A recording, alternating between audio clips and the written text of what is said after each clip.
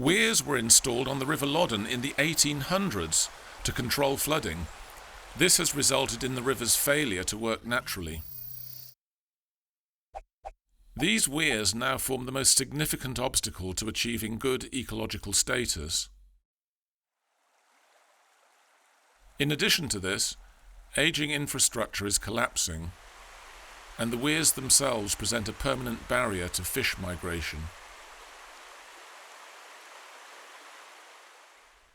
In 1997, feasibility work was undertaken to reconnect the river by constructing a 200-metre weir bypass channel.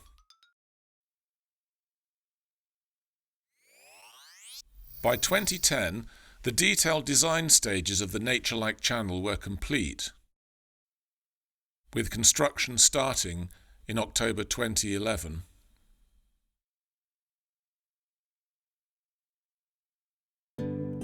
Let's have a quick look at the various stages of construction, starting from the offtake point working downstream.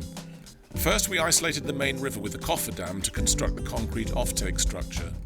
We then used a rock ramp sequence to step down the gradient from the main channel to the new stream bed.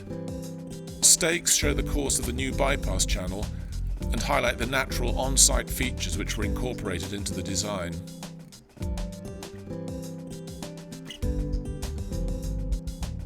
Large fallen willows were used to inform the design. More trees were added, and the bed was dressed with imported gravel.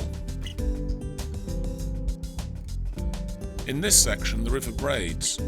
Note the gravel bed on the outside meander and a deeper backwater fry refuge on the inside bend.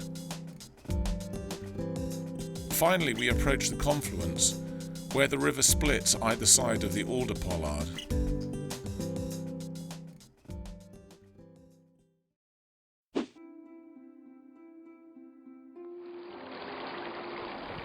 The following footage shows the new bypass channel 10 months after completion.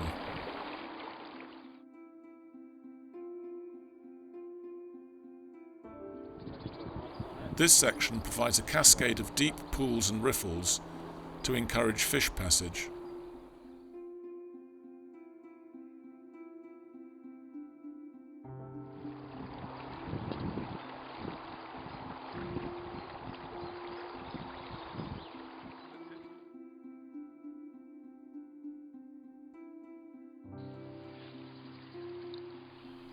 Further downstream, we pinched the new channel hard up against this alder pollard to scour out a deep undercut bank.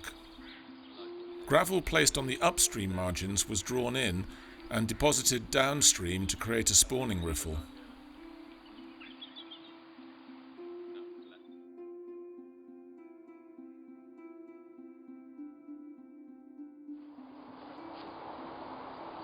In the middle stream section, live willow trees and tree stumps were used to deflect currents and scour complex channel forms.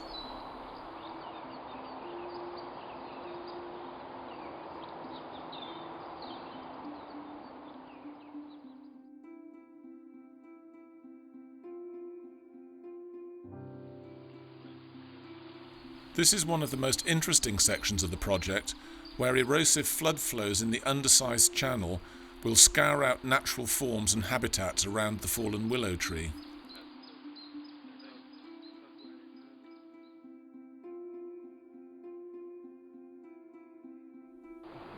Emerging from under the willow tree, the river flows swiftly over a shallow gravel riffle on the outside bend.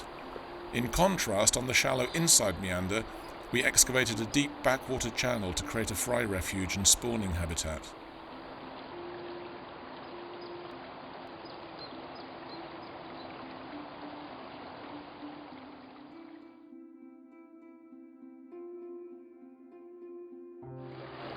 In the final section, downstream to the confluence, the channel braids either side of the alder tree pollard, where two miniature weirs control the speed and depth of flow back into the main river.